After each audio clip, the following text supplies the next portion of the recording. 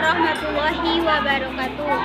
Puji syukur kita ucapkan kepada Allah Subhanahu wa Ta'ala, yang mana Dia telah memberikan rahmat dan karunia-Nya kepada kita semua, sehingga kita dapat menjalankan aktivitas perkuliahan kita sebagaimana biasanya.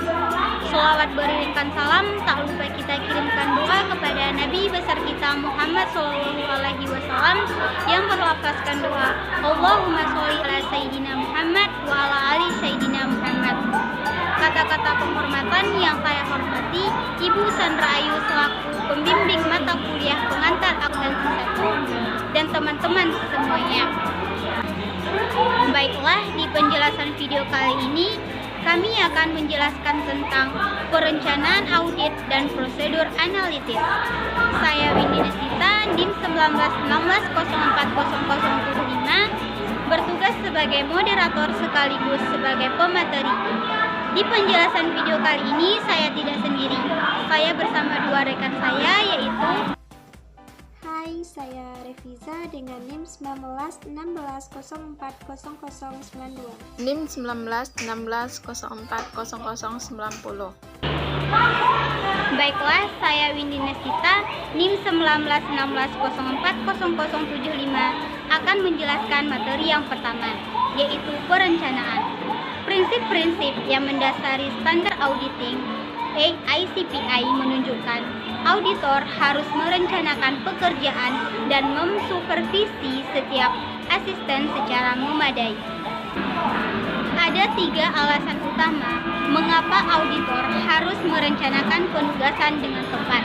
Yang pertama, untuk memungkinkan auditor mendapatkan bukti yang tepat dan mencukupi pada situasi yang dihadapi.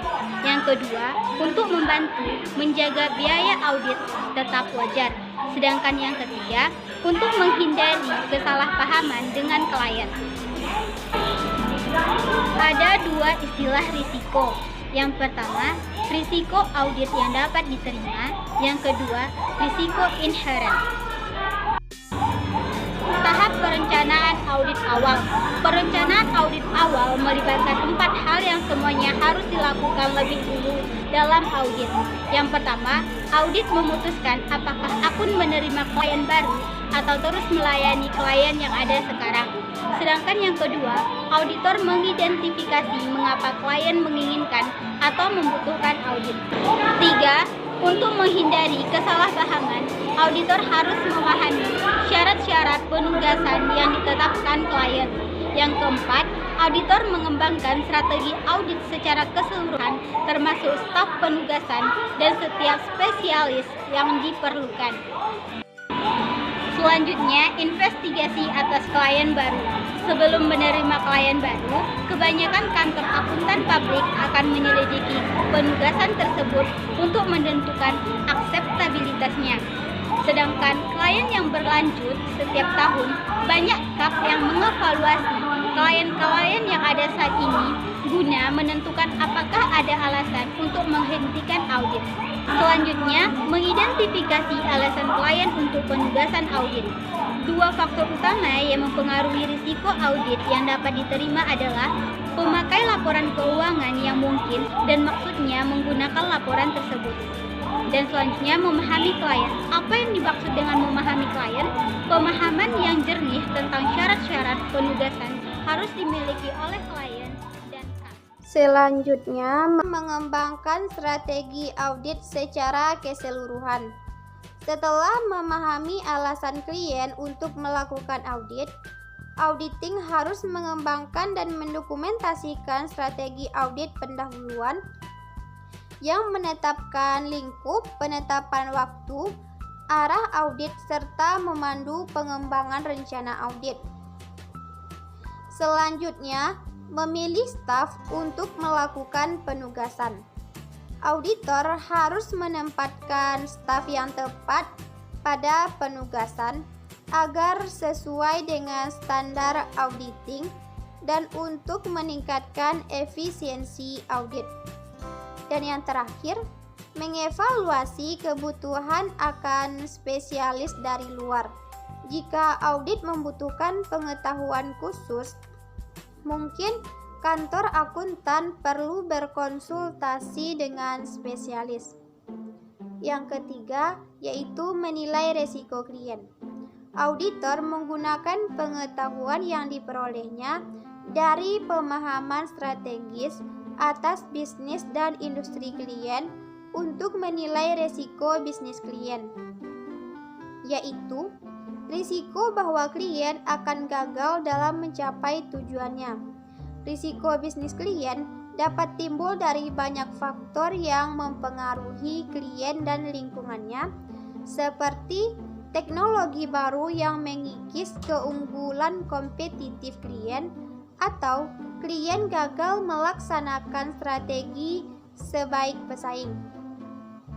Perhatian utama auditor tertuju pada risiko salah saji yang material dalam laporan keuangan yang disebabkan oleh risiko bisnis klien. Manajemen adalah sumber utama untuk mengidentifikasi risiko bisnis klien.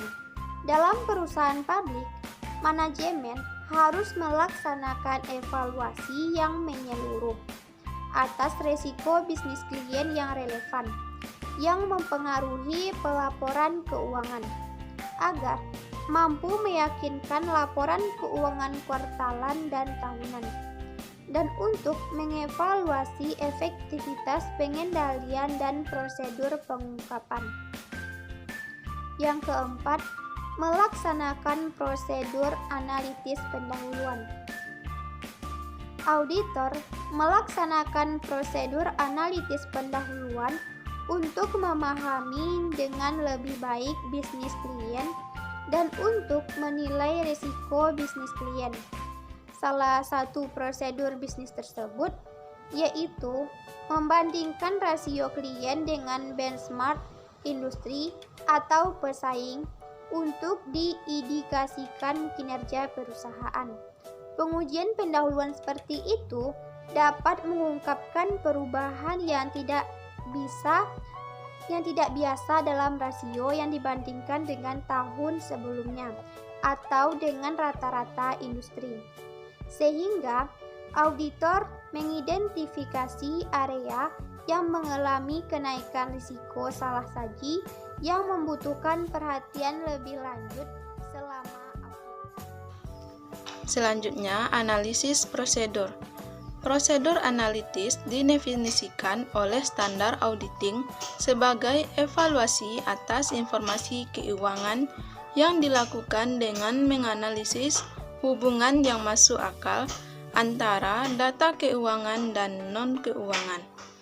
Analitis prosedur menggunakan perbandingan dan hubungan untuk menilai apakah saldo akun atau data lain terlihat wajar berkait dengan ekspektasi auditor. Ketika melaksanakan prosedur analitis investasi auditor atas fluktuasi yang tidak biasa yang dipacu oleh hubungan antara data keuangan dan non-keuangan yang berbeda dengan ekspektasi yang dikembangkan oleh auditor. Prosedur analitis dapat dilaksanakan pada salah satu dari ketiga waktu selama penugasan. 1. Analitis prosedur diwajibkan dalam tahap perencanaan untuk membantu menemukan sifat, luas, dan penetapan waktu prosedur audit. Ini membantu auditor mengidentifikasi hal-hal signifikan yang nantinya memerlukan perhatian khusus dalam penugasan. 2. Prosedur analitis seringkali dilakukan selama tahap pengujian audit sebagai pengujian substansial untuk mendukung saldo akun. Yang ketiga, prosedur analitis juga diwajibkan selama tahap penyelesaian audit.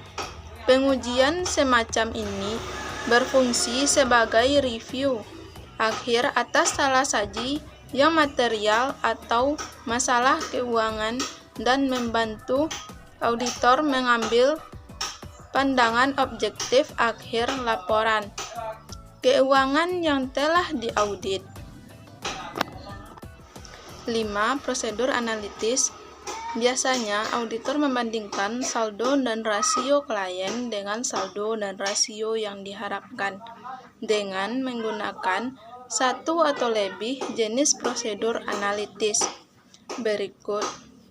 Dalam setiap kasus, auditor membandingkan data klien dengan 1. Data industri. 2. Data periode yang sebelumnya yang serupa. 3. Hasil yang diharapkan yang ditentukan klien. 4. Hasil yang diharapkan yang ditentukan auditor. 5.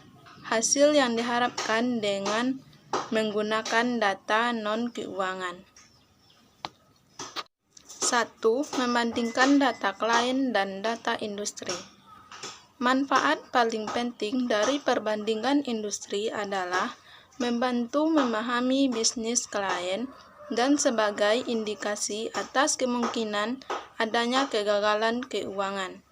Tetapi, mungkin kurang membantu auditor dalam mengidentifikasi salah saji yang potensial.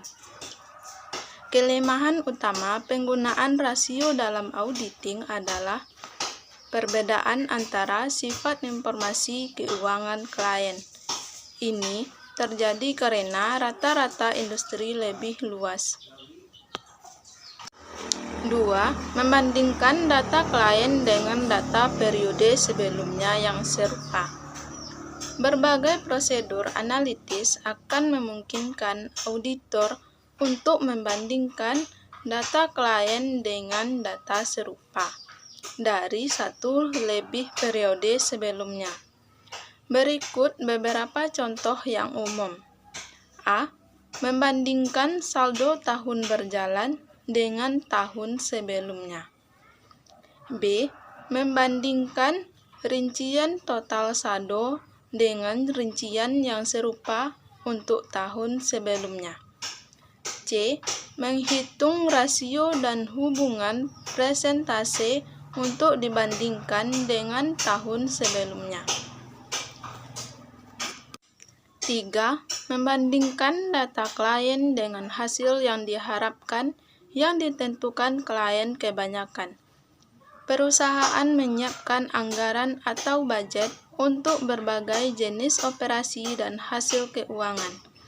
Karena anggaran merupakan ekspektasi. Yang kelima, membandingkan data klien dengan hasil yang diharapkan dengan menggunakan data non-keuangan. Andaikan Anda sedang mengaudit sebuah hotel, Anda dapat mengembangkan ekspektasi atas total pendapatan dari kamar hotel dengan mengalihkan jumlah kamar dengan tarif setiap kamar, tarif harian rata-rata untuk setiap kamar, dan tingkat hunian rata-rata. Demikianlah penjelasan materi dari kelompok 6. Saya moderator mohon undur diri. Maaf jika ada salah. Assalamualaikum warahmatullahi wabarakatuh.